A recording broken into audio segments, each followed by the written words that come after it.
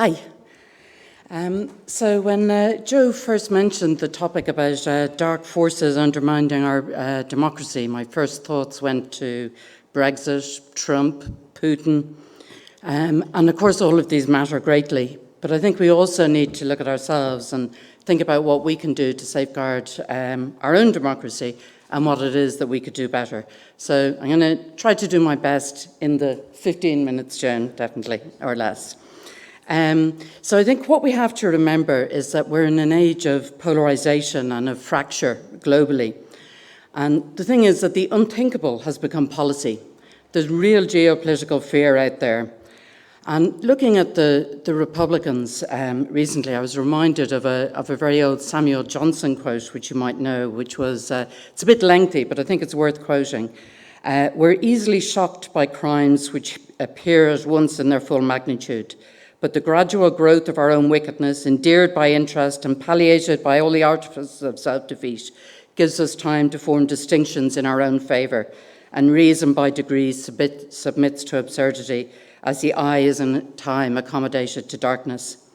And Johnson, even though he was writing in the middle of the 1800s, could of course be talking about Trump. About the Republicans' abject failure to rein him in, their venality in the face of his base. So it's hard, I think, to even count the number of ways in which Trump undermines Western liberal democratic values. The Russian influence, sowing dissent in the EU, encouraging and flattering Brexit and Marine Le Pen, refusing to criticise Putin. So I think if there's any method in Trump's madness, it's that he has a zero-sum view of the world, as has Putin. And in this arena, he listens more to Steve Bannon, who I'll come back to, than he does his own national security advisors. I think if it was just one man, and we could just say, oh, he's mad, we could hope that long-standing democratic institutions would step in to save us. But what seems more likely is that any world we return to post-Trump will no longer resemble the old one. There's a concept in political science which has been brought back into vogue in the last year, and it's called the Overton window. It's named after a libertarian think tanker, Joseph P. Overton, who developed it in the mid-90s.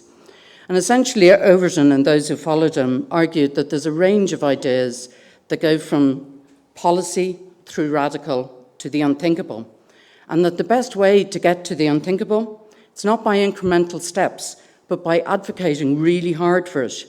And that makes the ideas that were once thought of as radical look normal, nudging them into acceptable and eventually making them political viable and policy.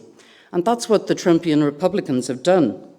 So we have the wall, we have children in cages, and this actually means that what we once thought of as right-wing Republicans are now seen almost as centrists. So the fawning and the moral equivalency with Putin make Bush and Cheney almost centrists. Even Pence, who would have, as we all know, LGBT people sent to conversion therapy, almost seems a moderate in this company. So how does this happen? Well, when Overton first proposed it to his fellow libertarian think tankers, so these weren't only left-wingers, what they needed was to get the media to cover the unthinkable. And of course, the media at time happily obliges. Its logics, despite the good in terms of holding power to account, the essential media logic likes confrontation, it likes argument, it likes dissent. And the media matters. Just look at the US press coverage of the 2016 election. Clinton's controversies got more attention than Trump's, and they were more focused, according to Harvard research. And of course, as we know, the platforms and the openness of the web allow many more voices in than was once the case. And this can work in many ways, but it does allow in voices from what were once the extreme right.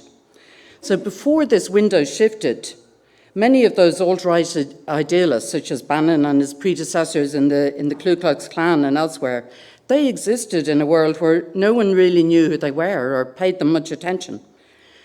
But it takes either mainstream media coverage or a very savvy use of the new algorithms of Facebook and so on to get their unthinkable ideas out there. So in the US, Fox News, already high on its kind of Tea Party viewership, was only too happy to oblige the new alt-right. And as a result, the unthinkable became thinkable, And sooner than almost any of us could have expected, it was actually policy. A similar mechanism is at work in the UK. So even Margaret Thatcher, our most Eurosceptic, she just warned about the dangers of deeper integration or more federalist structures. She didn't advocate Brexit or anything like it. Rather, it was the hardline Brexiteers who shifted the window to the unthinkable. They, of course, had the backing of another Murdoch outlet, The Sun, but also the establishment Telegraph, where, of course, Boris Johnson was and is again now a star columnist, and, of course, the completely xenophobic Daily Mail under the editorship of Paul Dacre. So the window shifted so far during this relentless decades-long onslaught that Brexit happened despite, or even perhaps partly due to, Cameron's hubris. Again, social media did play a part, but I think that the real culpability lies to some extent with that decades-long onslaught from the xenophobic red-top media in Britain. The Leave campaign may have overspent. It may have had Russian help via Aaron Banks with social media targeting, but it was still a vote 30 years in the making. Ever since Boris Johnson first found out that mendacity and lies about straight bananas would pay off and make him riches and also infamous. So what both these countries have in common is, of course, a polarised press, Fox on one side, MSNBC on the other, BuzzFeed on one, The Telegraph on the other. And in such an environment, levels of trust, both in media and in politics, which are always intertwined, tend to be lower. And also, interestingly, according to recent research, the greater the income gap, the lower the trust levels in both politics and in media. And of course, the US and the UK are among they have the largest income gaps in the developed world. And it's only the BBC, which is seen as trustworthy, which brings things back towards the centre in the UK. But of course, the BBC's budgets are being slashed. There's a sense that it's afraid to take Brexiteers to task too harshly, to over-interrogate some of their assumptions. Last week, for example, 2 different BBC programmes simply repeated the Sun's slur verbatim about Varadkar around the Open Skies agreements, the headlines that said airhead. In Ireland, the media environment is different and it is more centrist, even if some media are now saying that this place is too centrist. And since the demise of the Irish press, there's been no party press. There's little media populism, unlike in the UK. And a study we conducted in Future last year found that levels of media populism in Ireland are below those in many other European countries. And in particular, what's important is that no journalist or media outlet actively engages in anti-immigrant or anti-outgroup sentiment. And that's despite the fact that there are, of course, Irish voters who match Brexiteers and Trumpians quite well by attitudes and values. But it's simply that they don't have a party or a press that reflects those values. The other thing we have, which is different to Brexit, is, of course, that we've taken to running citizens' assemblies or constitutional conventions in advance of referendums. Myself and David Farrell have conducted a good deal of research on these processes, and what we can tell you is that they lead to greater trust in the information environment around referendums.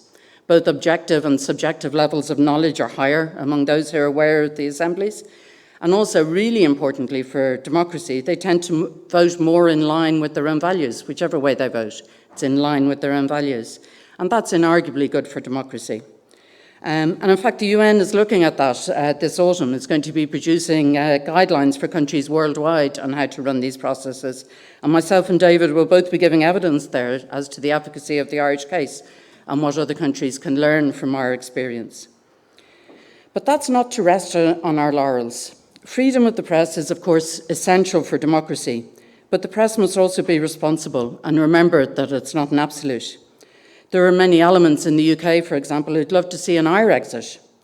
There are few voices advocating for this or for immigrant control or indeed for any explicitly racist position here, but there could be demand. All we have to do is look at the Irish audience attracted to Nigel Farage and to Jordan Peterson in Dublin in recent months. So in this regard, I think it's vital that the Irish media continue to maintain high standards and not to allow fringe racist or nativist voices dominate uncontested in a simple bid to garner clicks or provoke reaction. To do otherwise is simply doing the job of the alt-right, who would like us to shift our window in the same ways they've managed in both the US and the UK. In fact, just yesterday in the UK, Facebook released over 1,400 Facebook ads from the Brexit campaign, and the mendacity is mind-boggling. There was ads that said, vote Brexit to save the polar bears, to prevent cruelty to animals. These were targeted at people who were really interested in animal welfare. Other ones targeted at an older demographic. You had to vote Brexit to make sure Europe doesn't ban the cuppa. It was going to ban cups of tea. In Ireland, the Transparent Referendum Initiative here at the last election found over 300 different sorts of Facebook ads. 2/3 of these weren't registered with SIPO, the Standards in Public Office. Many were from overseas and others were completely untraceable. That's just simply not good enough. Even the Interdepartmental Group on Risks highlighted just 2 weeks ago and called for an electoral commission with teeth, but it didn't specify when it should be set up. And yesterday, SIPO entered that call and said that this is what we should do. The last two Fine Gael manifestos have had it in their manifesto. But somehow, there's voices in the Customs House which seem to manage to put the kibosh on this every time it's brought up. And without this, the future here is also likely to see online attack ads, increasing polarisation and division being exacerbated, and money trumping everything in elections. And already this looks as if it's in train for the European Parliament elections next year. So Steve Bannon, Trump's former advisor, the alt-right poster boy, former head of Breitbart, he accompanied Trump on his visit a couple of weeks ago to the UK. And himself and a guy called Raheem Kassam, who was a former Farage staffer and Breitbart editor, they holed themselves up in a 5-star Mayfair hotel for the week that Trump was in Europe. They made numerous guest TV appearances as Trump surrogates, and they hosted a raft of Europe's leading extreme right-wingers and fascists at the hotel, as well as reportedly having contacts with Boris Johnson. And they're now planning, or reportedly planning at any rate, to set up a centralised operation, which they're calling the Movement. They claim this will be a central source of polling, advice on messaging, data targeting. That's what Mary will probably talk to us more about, I think, and think tank research for this band of extreme right-wing racists who are surging all over Europe, in many cases without very professional political structures or significant budgets. And their plan is to build a far-right group in the European Parliament. I think that's something that all Europeans should be pretty scared of. They haven't said how they plan to fund this, but presumably Putin, Arron Banks, various US hedge funders like the Mercers are likely to be tapped. From a US perspective, they see that both Brexit and Matteo Salvini's electoral success in Italy, indeed, were achieved on relatively tight budgets, especially compared with American budgets.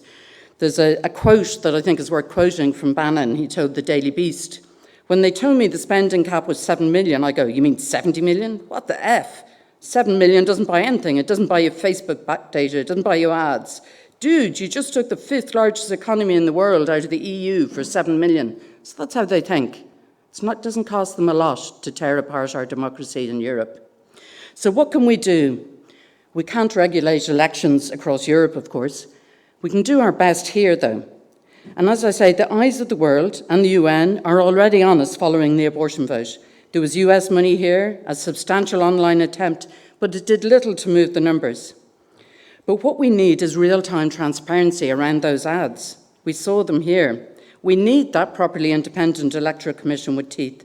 We need regulations on online advertising, which fit those which we have for radio and TV, and regulation of expenditure and not just donations.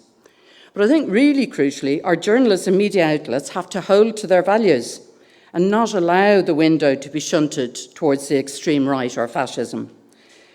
If we could do this, if we could hold this position, we could be among the first countries in the world to really try to get in front of the alt-right and place ourselves as an example of how to combat the dark forces.